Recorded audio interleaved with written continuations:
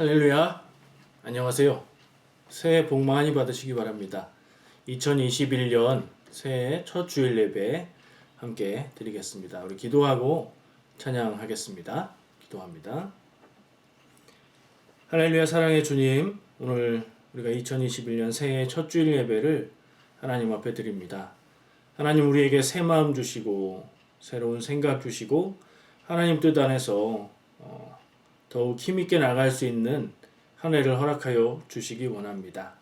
지치고 힘들었던 시간들 새 마음으로 희망을 찾고 하나님이 주시는 그 길을 걸어 나가는 한 해 되기를 간절히 간구하오니, 여전히 현실은 힘들고 어렵지만 하나님 뜻 안에서 힘차게 나갈 수 있는 감사가 넘치는 새해를 허락하여 주시옵소서. 우리의 믿음 가운데도 새로운 마음을 주시고 새로운 믿음과 생각으로 인해서 우리의 삶이 변화되어져가는 그런 은혜를 허락하여 주시옵소서. 예수님의 이름으로 기도합니다. 아멘. 우리 함께 찬양 드리겠습니다.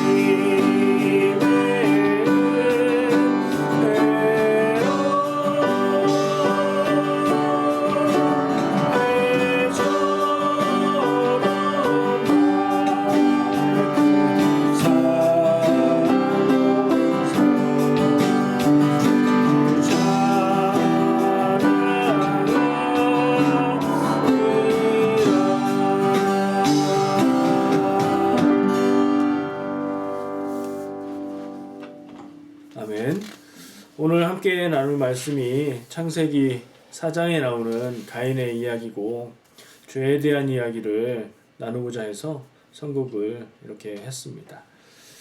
주님의 이름으로 우리가 구원받는 줄 믿습니다. 나의 능력이 아닌 주님의 능력으로 우리의 죄가 씻김받고 없어지고 구원받는 것을 믿으며 힘차게 찬양하겠습니다.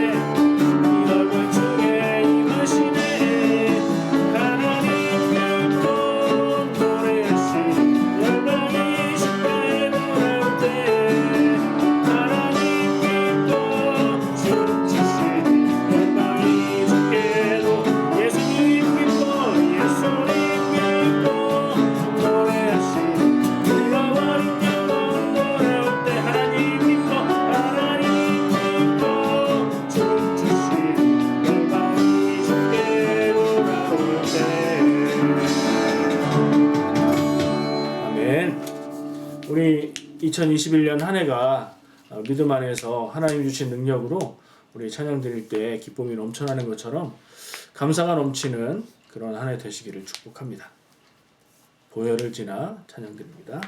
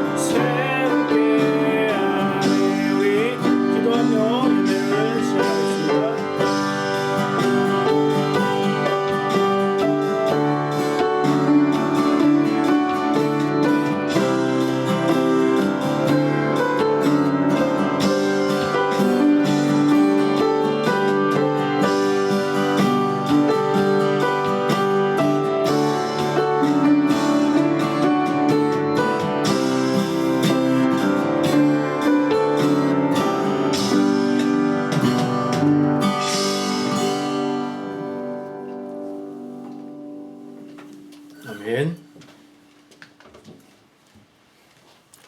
우리 모두 함께 예수님이 가르쳐 주신 기도로 신앙 고백하겠습니다. 하늘에 계신 우리 아버지여, 이름이 거룩히 여김을 받으시오며 나라가 임하시오며 뜻이 하늘에서 이루어진 것 같이 땅에서도 이루어지이다. 오늘 우리에게 일용할 양식을 주시옵고 우리가 우리에게 죄진 자를 사하여 준 것 같이 우리 죄를 사하여 주시옵고 우리를 시험에 들게 하지 마시옵고 다만 악에서 구하시옵소서. 나라와 권세와 영광이 아버지께 영원히 있사옵나이다. 아멘.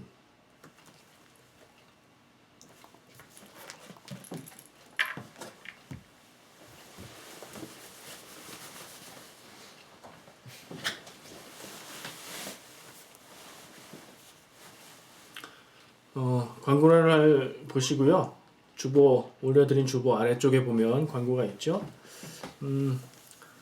새해에도 변함없이 온라인 예배를 하고 있어요. 빨리 우리가 다시 만나서 예배할 수 있으면 좋겠고, 그리고 조만간 어떤 변화가 있지 않을까 예상을 해요. 왜냐하면 천천히 지금 캐나다에서는 백신 접종을 시작했기 때문에 아마 많은 사람들이 백신을 맞고 그러면 효과가 있으면 다시 모일 수 있는 날이 되지 않을까 생각하고 있습니다. 그때까지는 우리가 온라인으로 예배할 거고요. 온라인으로 예배하는데 조금 불편한 점들이 있었는데 온라인 예배의 불편한 부분들을 해소하기 위해서 가능한 대로 생각하고 노력하고 있습니다. 인터넷 환경도 업그레이드 하려고 지금 신청을 해놨고요. 특별히 오늘 예배 영상은 지금 실시간으로 하는 것이 자꾸 끊김이 있어서 미리 예배를 하면서 녹화해서 업로드한 예배를 드리는 겁니다. 참고하시고 같이 예배하면 좋겠습니다. 헌금할 수 있는 이메일 주소 그리고 체크를 보낼 수 있는 주소 확인하시고 헌금해 주시면 감사하겠고요. 오늘 예배 후에는 당회를 온라인으로 하겠습니다. 유튜브로 하는 게 아니고요. 줌 프로그램으로 하니까요. 당회에 참여해야 되고 할 수 있는 대상은 우리 교회 입교인입니다. 입교인이라는 것은 우리 교회의 성도며 나이가 만 18세 이상이 돼서 어른으로 성인으로 우리 교회 정식 성도인 분들이 다 대상이 됩니다. 해당하는 분들은 미리 준비하시고 줌 앱을 설치하시고 컴퓨터로 하실 분들은 컴퓨터에 설치하시고 하셔서 준비하셨다가 링크를 올려드리면 함께 당회를 하도록 그렇게 하겠습니다. 선교 후원 주님 품속에서 한 달에 한 번씩 일본 오키나와에 있는 김혜영 선교사님에게 선교비 후원하고 있는데요. 새해 첫 달에는 170불 선교비를 후원했습니다. 이렇게 계속 할 수 있음에 감사합니다. 선교지 그리고 선교사님들을 위한 기도를 잊지 않고들 해주시기를 부탁드립니다. 그 외에 다른 전할 소식들 있으면 단톡에 나누어 주시거나 저에게 따로 연락 주시면 같이 기도하고 축하하고 그렇게 할 수 있도록 하겠습니다. 자, 우리 예배를 위해서 함께 기도하겠습니다. 사랑과 은혜의 주님 참 감사합니다. 오늘도 하나님이 허락하신 거룩한 주일 우리가 함께 예배합니다. 주의 예배하는 이 시간 하나님 복 주시어서 우리 한 명 한 명 모든 성도들의 영혼과 심령 가운데에 하나님의 은혜가 넘치도록 인도하여 주시고 힘들고 어렵고 지친 삶을 살아가지만 그 가운데서 하나님의 인도하시는 손길 발견하고 하나님과 동행하며 그 속에서 믿음의 기쁨을 누릴 수 있는 우리 성도들 다 되도록 주여 인도하여 주시옵소서. 어려움을 겪고 있는 분들이 있으면 하나님이 능력이 되어 주시고 지혜를 주시고 피할 길을 열어 주실 줄 믿습니다. 또 허락하신 것이 있어서 마음의 평안과 여유가 있는 그런 성도들 이웃을 생각하고 마음을 나누고 사랑을 나눌 수 있는 사랑의 마음을 믿음을 허락하여 주시옵소서. 오늘 예배하는 가운데에 하나님이 나에게 주시는 하나님의 뜻을 깨닫게 하시고 하나님의 음성 듣게 하시고 그것을 이 시간 감동으로 끝나는 것이 아니라 내 삶 가운데 살아가는 우리들 되기를 원합니다. 주여 인도하시고 함께하여 주시옵소서. 새해를 맞으며 새해 마음으로 미래를 바라봅니다. 우리 마음속에 꿈꾸고 희망으로 품는 모든 것들이 주님 안에서 이루어지며 성취되는 한 해 될 수 있도록 끝까지 우리에게 능력이 되어 주시고 우리의 힘이 되어 주시옵소서. 예수님의 이름으로 기도합니다. 아멘.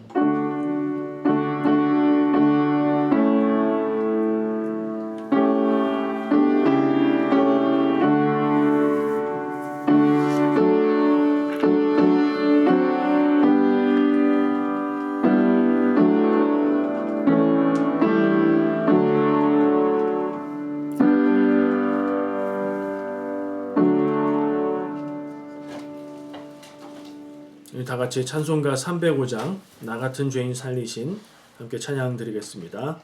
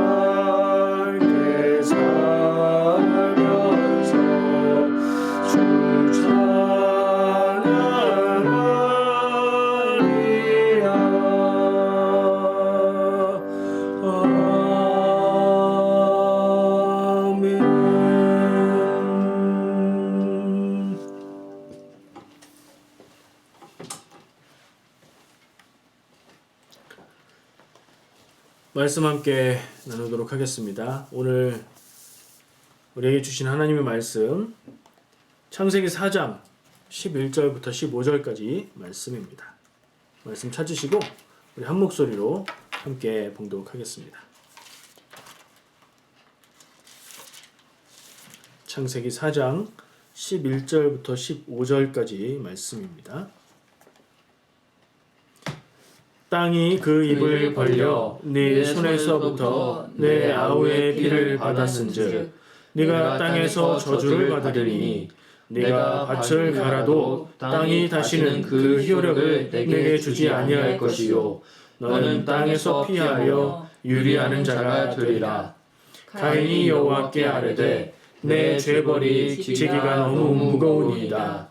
주께서 오늘 이 지면에서 나를 쫓아내시온즉 내가 주의 낯을 배웁지 못하리니 내가 땅에서 피하며 유리하는 자가 될지라. 무릇 나를 만나는 자마다 나를 죽이겠나이다. 여호와께서 그에게 이르시되 그렇지 아니하다. 가인을 죽이는 자는 벌을 7배나 받으리라 하시고 가인에게 표를 주사 그를 만나는 모든 사람에게서 죽임을 면하게 하시니라. 아멘. 오늘 함께 나눌 말씀은 창세기 그 중에서도 아담과 하와의 이야기를 지나서 그의 아들들 가인과 아벨, 그들 가운데에 살인의 사건이 일어나고요. 그 이후에 하나님께서 가인을 판결하시는 그런 내용입니다. 내용이 가인과 하나님의 대화로 이렇게 이루어져 있는 것을 볼 수 있어요. 우린 가인의 이런 모습을 보면서 참으로 무섭고 놀라운 것을 경험하고 그런 느낌을 갖게 됩니다. 근데 사람과 사람 사이에 감정이 사람을 붙잡고 흔들면 살인이라는 무서운 일도 우리가 저지를 수 있는 그런 존재라는 것을 기억할 필요가 있습니다. 가인이 특별하게 흉악하거나 난폭하거나 아주 나쁜 사람이어서가 아니라 누구든지 정말 착해 보이는 사람일지라도 감정에 휘둘려서 넘어가게 되면 큰일, 그리고 그 결과는 죄로 이어지는 그런 모습이 될 수 있다는 것을 기억할 필요가 있는 것 같습니다. 오늘 새해 첫 주일인데 새해 첫 주일에 나눌 말씀을 살인에 관한 이야기로 시작하는 것이 마음이 그렇게 상쾌하지는 않습니다. 새해 첫 주일의 희망과 새로운 소망과 하나님의 함께하심, 이런 말씀들을 나누고 싶었는데 올해는 주일 설교 말씀의 본문을 매일매일 우리가 읽고 묵상하기로 한 그 범위 안에서 선택하고 나누려고 준비했습니다. 지난 한 주간 우리가 길진 않았지만 며칠 읽은 말씀들은 창세기의 첫 부분, 그리고 마태복음의 첫 부분, 그리고 시편과 잠언의 말씀을 읽었지요. 그 말씀 가운데 저는 새해이고 그래서 창세기로 가서 말씀을 나누는 게 좋겠다 하는 생각을 했습니다. 왜냐하면 창세기는 성경 제일 앞에 있는 책이고요. 그래서 우리가 성경을 읽어야겠다 마음먹고 읽기 시작해서 여러 번 읽어서 창세기 초반은 우리가 잘 알고 있을 거라고 생각하고요. 앞에 있는 책이고 창세기라는 책 자체가 창조와 모든 일들의 근원에 대한 이야기라서 우리가 연초에 생각하고 나누면 좋을 것 같다 생각을 했습니다. 창세기 1장부터 4장까지 좀 대략적으로 요약을 해볼게요. 창세기 1장은 우리가 말하지 않아도 다 알듯이 하나님께서 천지를 창조하시는 내용을 기록하고 있습니다. 며칠 동안 창조하셨죠? 6일 동안 창조의 일을 하시고 그리고 7일째에는 하나님이 안식하시는 내용이 나와 있지요. 창세기 2장에는 아담과 하와, 그러니까 사람의 창조에 대해서 자세하게 이야기를 합니다. 기억하잖아요. 아담이 하나님께서 아담을 잠들게 하시고 갈비뼈를 빼서 그것으로 하와를 만드셨고, 아담이 혼자 있는 것이 하나님의 보기에 좋지 않다. 짝을 이루게 하겠다. 그렇게 해서 짝을 주신 것.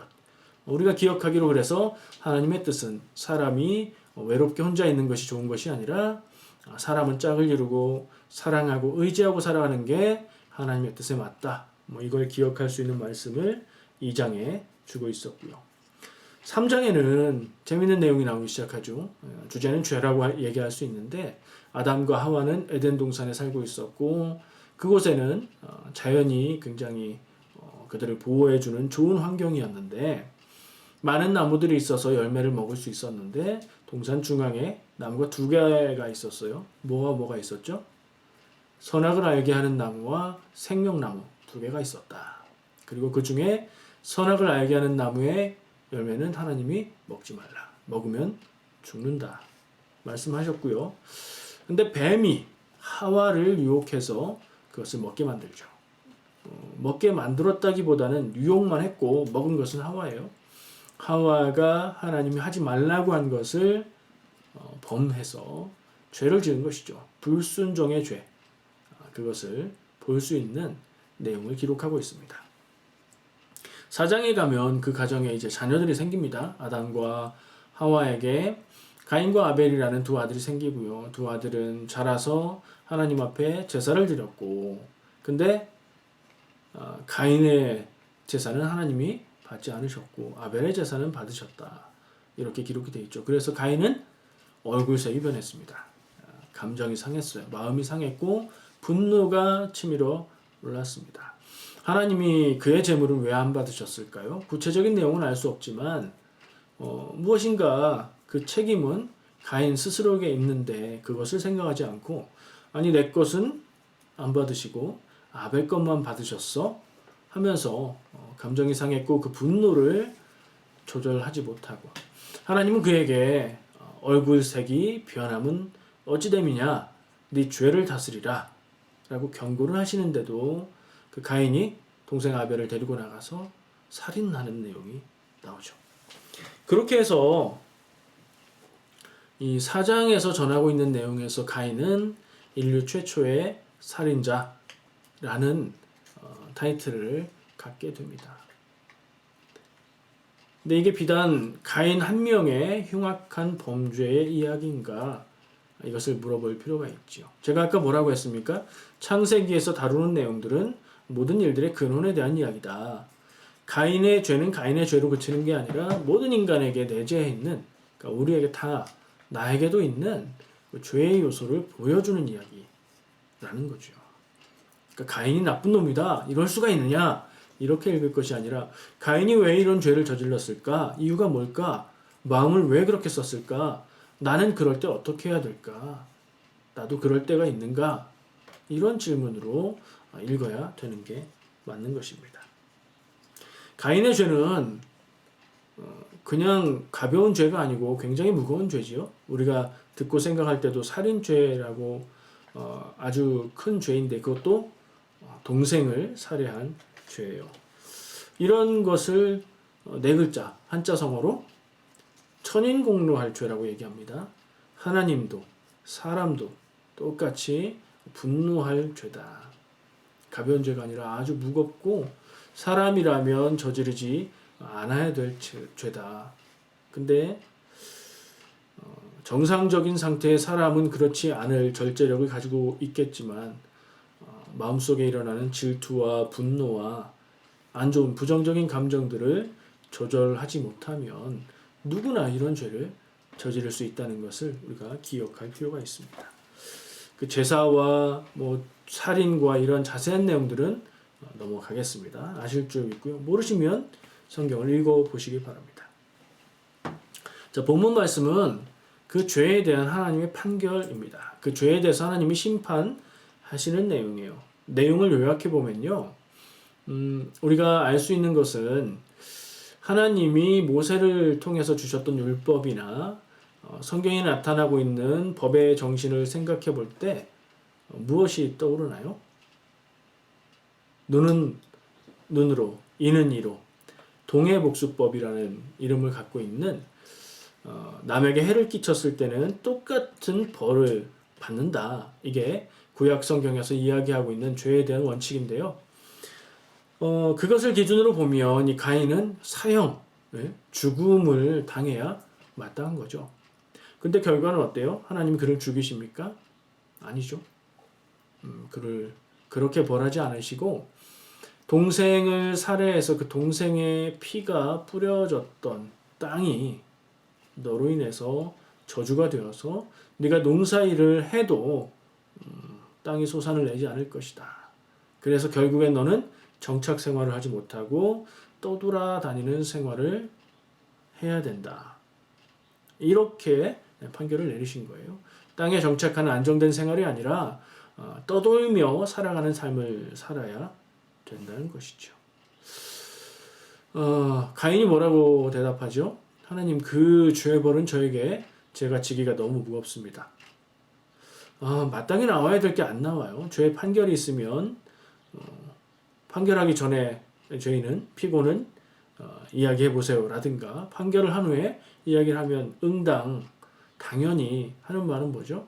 제가 제 죄를 참여합니다. 피해를 당한 분들께 정말 죄송합니다. 제가 그 죄를 뉘우치며 살겠습니다. 이런 얘기가 나와야 되는데 가인은 그런 거 없어요.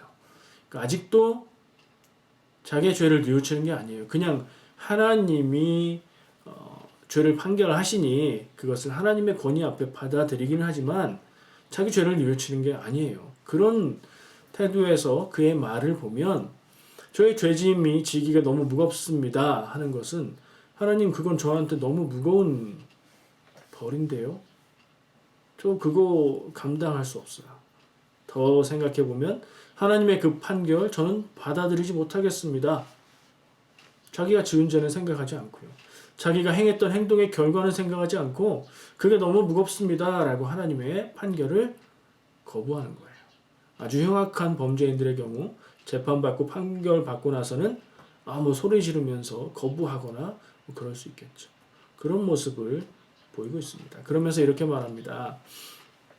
제가 떠돌아다니게 될 텐데 하나님의 얼굴을 보지 못하고 떠돌아다닐 텐데 하나님의 얼굴을 보지 못한다는 건 하나님의 보살핌, 하나님의 보호하심, 하나님의 은혜에서 벗어난다는 얘기거든요. 구약 성경에서 그렇게 표현할 때는 그런 뜻이에요. 하나님의 은혜와 사랑과 보호를 받지 못한다. 자, 하나님의 보호에서 벗어나서 떠돌게 되면 만나는 모든 사람들이 저를 죽일 겁니다. 말에 좀 모순이 있죠. 만나는 모든 사람들이 저를 죽일 수 없죠. 만나는 사람이 가인을 죽이려고 해서 죽이면 끝이죠. 그 뒤에는 죽일 수 있는 사람이 없죠. 저는 이렇게 이해합니다. 만나는 모든 사람들마다 저를 죽이려고 할 건데요. 너무 가혹합니다. 이렇게 항변하는 것 같아요. 여러분 생각은 어떠십니까? 동생을 죽인 이 가인에게 하나님이 내리신 형벌이 무겁습니까? 가볍습니까? 생각하기에 따라서 조금 무겁다고 느껴질 수도 있어요. 사형 아니면 한 번에 무거운 죄를 무거운 벌을 내렸을 때는 그냥 죽으면 끝이죠. 더 이상의 괴로움이 없지요. 근데 죽지 않고 평생토록 살아가면서 생명의 위협에 계속해서 시달리는 떠돌아다니는 생활이라는 게 얼마나 괴로울까요? 하나님이 가인이 그렇게 두렵습니다 라고 얘기하니까 그렇지 않다. 내가 너에게 표를 주어서 너를 해치는 사람은 7배의 벌을 받게 할 것이다. 그래서 사람들이 너를 해치지 못할 것이다 라고 얘기하세요. 오늘 말씀의 제목인 가인의 표는 그걸 얘기하는 거예요. 근데 이 가인의 표, 하나님이 다른 사람들이 가인을 해치지 못하게 하신 그것이 그게 보호일까 그게 더 큰 벌일까 하는 고민을 하게 만듭니다. 왜냐하면 죽질 않잖아요.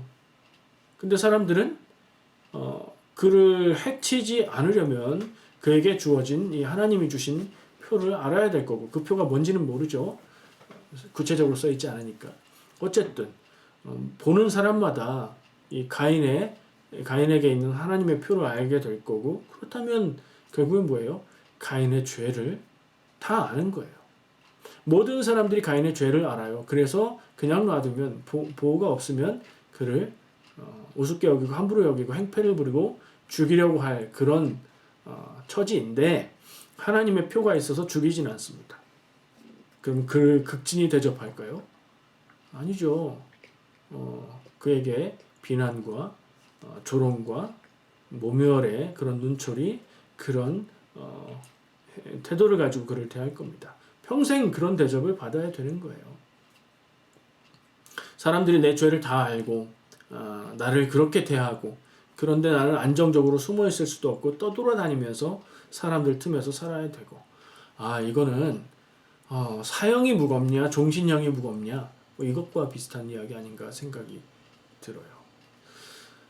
한편으로는 보호인 것 같고 한편으로는 더 무거운 벌인 것 같다는 얘기입니다. 가인에게 주신 이 표는 하나님이 용서하신 것일까요? 평생토록 져야 할 무거운 벌을 주신 것일까요? 만약에 여러분이 하나님이시라면 하나님의 입장이 된다면 동생을 죽인 그 가인에게 어떤 벌을 어떤 판결을 내리시겠습니까? 최근에 한국에서 흉악한 범죄자 한 명이 그가 저질렀던 죄가 굉장히 흉악하죠. 출소했습니다. 감옥에 가서 자기 형기를 치르고 감옥에서 나왔어요. 자기 집으로 가겠죠. 근데 그에게 피해를 당한 피해자가 그의 집 근처에 멀지 않은 곳에서 사는 사람이었어요. 결국에 그 피해자는 그 동네에서 살지 못하고 이사를 했다고 합니다. 그의 범죄를 생각해 볼 때 사람들이 그를 다 알겠죠. 동네 사람들은 당연히 알겠죠. 동네 사람들 아니어도 그를 알 겁니다. 왜냐하면 한국에서 언론에 범죄자의 신원이 노출되지 않도록 하는 게 정상이긴 한데 그 사람은 마스크를 한 채에 얼굴이 많은 부분이 노출이 됐어요. 그리고 많은 사람들이 출소하는 날 그의 집 앞을 찾아갔다고 하더라고요. 다 아는 겁니다, 사람들이. 그의 죄가 굉장히 흉악하고 그는 전과 18범이고 좀 전에 얘기했던 흉악 범죄는 그 마지막 18번째 범죄였고 그 이전에도 많은 죄를 저질렀던 사람이에요. 그가 교도소에서 형기를 치르고 나온 것은 그가 자기 죄값을 다 치른 것일까요? 그 벌이 너무 가볍다라는 논란이 있었습니다. 형기가 너무 짧았다라는 얘기도 있었고요. 어쨌든 주어진 형량을 다 채우고 나왔는데 그러면 그런 홀가분하게 자유롭게 살아갈 수 있을까요? 세상 사람들이 자기를 다 알고 자기의 죄를 다 아는데 말이죠. 경찰들이 감시를 한다고 들었습니다. 그의 삶은 어떨까요? 그는 왜 그렇게 됐을까요? 자기의 죄의 값이죠. 안타까운 일입니다. 가인의 이야기를 생각하면서 그 사람의 이야기가 떠올랐습니다. 이런 일들을 생각할 때 죄를 저지른 동생을 죽인 살인의 큰 죄를 저지른 가인을 향한 하나님의 벌하심의 뜻은 무엇일까 생각해 보게 됩니다. 하나님이 율법으로 주셨던, 물론 그 이후의 일이지만 율법으로 주셨던 기준에 의하면 이 가인은 죽어야 마땅한 사람이지요. 그걸 생각해 볼 땐 죽이지 않고 두신 것은 용서하신 것인가 하는 생각도 듭니다. 그러나 그의 삶이 안정적이고 평안하지 않도록 떠돌아다니는 삶을 살게 하신 것은 벌하신 것이라고 볼 수 있지요. 그리고 또 사람들의 위협 가운데에서 보호해 주신 것, 그건 또 뭘까 하는 생각을 해봐요. 아까 얘기한 대로 그것은 한편으로는 보호가 되기도 하고 한편으로는 더 무거운 형벌이 될 수도 있습니다. 하나님은 가인이 어떻게 생각하고 어떻게 행하기를 원하시고 이런 벌을 하신 것일까요? 가인을 용서하고 두 번째 기회를 주는 것이 옳을까요? 아니면 그의 생명을 끝내버리는 것이 옳을까요? 얘기를 바꾸면 이게 정말 다른 얘기가 되어버립니다. 아까 얘기했죠. 가인의 죄인데 이건 남 얘기가 아니라고 말이죠. 창세기는 특히 더 그렇습니다. 왜냐하면 모든 일의 근원에 대한 이야기니까요. 우리가 감정을 다스리고 절제하지 못하면 누구라도 다른 사람을 해칠 수 있습니다. 말로 해칠 수 있고 정말 물리적인 폭력으로 해칠 수 있고 살인까지 할 수 있지요. 의도적인 살인이 아니어도 가볍게 한 행동에 사고로 살인으로 이어질 수도 있고요. 또는 감정과 이 분노가 사로잡게 된다면, 이 분노의 감정에 사로잡히게 된다면 계획해서 살인하는 더 무거운 그런 살인을 할 수도 있겠죠. 제가 교도소에 있었던 경험이 있습니다. 제가 죄수로 들어갔던 건 아니고요. 군인 교도소에서 군생활을 했습니다. 군종병으로 군생활을 했고요. 그 부대의 종교 활동, 그러니까 예배와 법회와 미사는 그 부대에서 근무하는 병사들과 교도소에 있는 죄수들이 함께 예배를 했습니다. 그리고 저는 그 사람들을 많은 면에서 이렇게 통솔을 하기도 하고 뭐 이렇게 저렇게 하라고 이야기하기도 하고 그러면서 가깝게 지냈습니다. 친하게 가깝게 지냈다는 게 아니라 밀접하게 지냈어요. 때로는 교도소 안에 들어가서 상담, 제가 상담하지는 않았고요. 군종 장교, 목사님이 상담을 하시면 그 옆에서 함께 있었던 적도 있어요. 그때 느꼈던 일은 교도소에 있는 사람들이 왜 이렇게 다 순진하고 착해 보이는가 이상하다는 생각이었습니다. 물론 교도소에 들어와서 그곳에 갇혀 있는 환경이어서 그렇게 된 것일 수도 있습니다. 근데 한편으로는 순진하고 순수하고 착한 사람들이 감정 조절을 하지 못해서 사고를 일으키는 경우가 많이 있겠구나 하는 생각도 해보았습니다. 기억나는 한 사람이 있습니다. 계급은 대위였고요. 그래서 대위라고 불렀어요. 물론 죄인이 되면, 죄수가 되면 계급상으로 가장 밑에 훈련병보다 낮은 지위에 처합니다. 그래서 군 죄수들에게는 반말을 하게 되어 있는데요. 그 사람은 전에 대위였고 인격적으로도 굉장히 좋은 사람이었어요. 만났을 때. 근데 그의 죄목을 알고 깜짝 놀랐습니다. 자기 아내를 살해한 살인죄로 형을 살게 되었던 사람이었어요. 근데 사람이 너무 좋아요. 지적이고 인격이 훌륭하고 농담도 잘하고 따뜻한 마음을 가지고 있고 그 눈빛을 보면 알아요. 따뜻한 눈을 가진 사람이었어요. 그게 연결이 잘 안 됐어요. 근데 그의 순수하고 착한 마음이 그를 그렇게 만들지 않았을까 하는 생각을 나름대로 했었습니다. 착한 사람이 화나면 무섭다는 얘기를 하죠. 착한 사람이 화나는 건 그를 화나게 한 나쁜 다른 사람의 죄도 있겠지만 분노와 감정을 절제하고 조절하지 못한 것은 스스로의 책임이라는 생각이 듭니다. 그리고 그것은 우리 모두에게 똑같습니다. 마음속에 분노가 일어날 때, 화가 일어날 때, 질투가 날 때, 이 부정적인 감정들이 일어날 때에 그것을 잘 해결하지 못하면 우리도 가인과 다르지 않은 그런 모습으로 나갈 수 있다는 얘기죠. 여러분은 살인자 취급하는 게 아닙니다. 우리 안에 다 가인과 똑같은 모습이 있다는 얘기입니다. 내가 문제라는 생각을 하게 돼요. 창세기의 가인의 이야기를 읽으면서 남 얘기, 가인의 죄, 그게 다가 아니라 가인은 기록되어 있는 사람이고 우리하고는 사실은 먼 조상일 수는 있지만 별 관계없는 사람이거든요. 그 이야기를 읽을 때 우리가 깊이 생각하고 느끼고 돌아봐야 하는 것은 정작 나 자신이라는 겁니다. 여러분 기억을 더듬어 보시기 바랍니다. 누군가를 정말 미워한 적 없습니까? 누군가가 너무 미워서 그를 때리고 싶었던 적이 없습니까? 가인은 그저 그런 마음을 행동으로 옮긴 것일 수도 있습니다. 정말 분노가 극에 달하면요. 착한 사람도 죽여버리고 싶다. 이런 마음이 마음속에서 올라옵니다. 그러나 그것은 그 사람의 본질이 아닙니다. 하나님이 주시는 마음이 아닙니다. 하나님이 가인에게 경고합니다. 가인이 살인을 저지르기 전에 네 안색이 변함은 어찌미냐? 죄가 너를 노리고 있다. 너는 죄를 다스려라. 이렇게 경고를 주었는데도 그 말이 귀에 들리지 않았겠죠. 우리가 감정에 휩싸이면 나에게 유익이 되는 맞는 이야기가 귀에 들어오지 않습니다.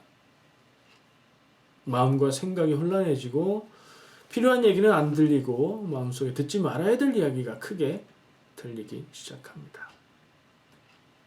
살인까지 이어지는 그런 감정이 아니라도 마음에 부정적인 감정들이 쌓이고 쌓이면 내 인생에 독이 됩니다. 어떻게 살아가시겠습니까? 새롭게 하나님이 우리에게 허락하여 주신 2021년 이 한 해 마음에 무엇을 쌓으며 살아가시겠습니까? 내 마음속에 질투와 짜증과 분노와 피해의식 이런 것들이 일어날 때에 그것들을 어떻게 처리하시겠습니까? 가인을 기억하시고 가인에게 주었던 하나님의 말씀 죄를 다스리라 말씀을 기억하시기 바라고 나름대로 이 마음의 감정의 앙금들을 잘 풀고 해소할 수 있는 방법을 만들고 찾으시기 바랍니다. 취미 활동도 좋고요. 성경 말씀을 읽고 묵상하는 것도 좋고요. 하나님 앞에 기도하며 풀어내는 것도 좋습니다. 그러나 참는 것은 좋지 않습니다. 억누르고 참는 것은 쌓아두는 것입니다. 착한 사람이 화나면 무서운 이유는 참다 폭발하기 때문입니다. 우리 교회에 착한 분들이 참 많아요. 근데 부정적인 것들이 마음에 쌓이면 언젠간 폭발합니다.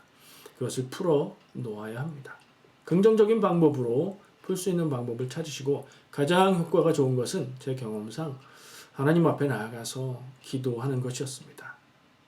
하나님 앞에 서 있는 나 자신을 바라보고 하나님 앞에 나의 아픔과 억울함과 감정들을 내어놓고 하나님이 주시는 위로를 받고 그리고 하나님이 가게 하시는 사랑과 용서와 화해와 지혜의 길을 걸어가는 것, 그런 삶이 올 한 해 여러분들에게 다 있으시기를 축복합니다. 아멘. 기도하겠습니다. 사랑과 은혜의 주님 감사합니다. 오늘 우리가 창세기 말씀에 기록되어 있는 가인의 이야기를 함께 나누었습니다.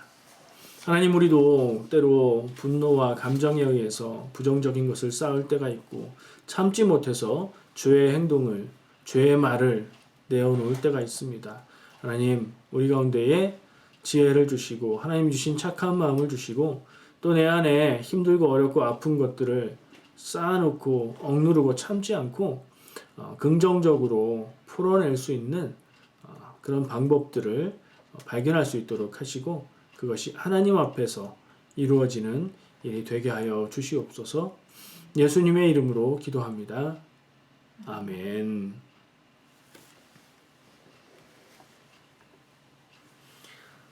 같이 보혈을 지나 찬양 드리겠습니다.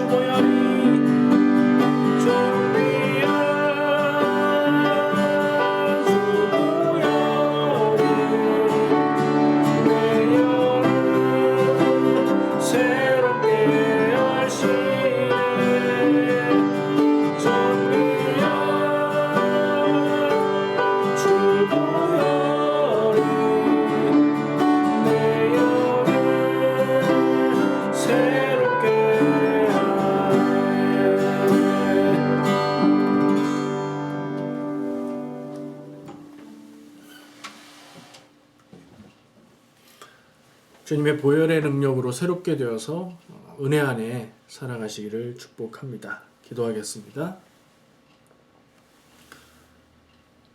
이제 예수 그리스도의 십자가 보혈의 은혜와 우리를 사랑하시는 하나님의 큰 사랑과 우리와 함께 하시며 보호하고 인도하시는 성령님의 감화 감동하심이 2021년 새해를 맞으며 또 말씀을 통해서 우리에게 들려주시는 하나님의 음성 따라서 살기로 결단하는 우리 모든 사랑하는 성도들 한 명 한 명의 인생 위에, 모든 가정 위에, 모든 일터 위에 영원토록 함께 하시기를 간절히 축원합니다. 아멘.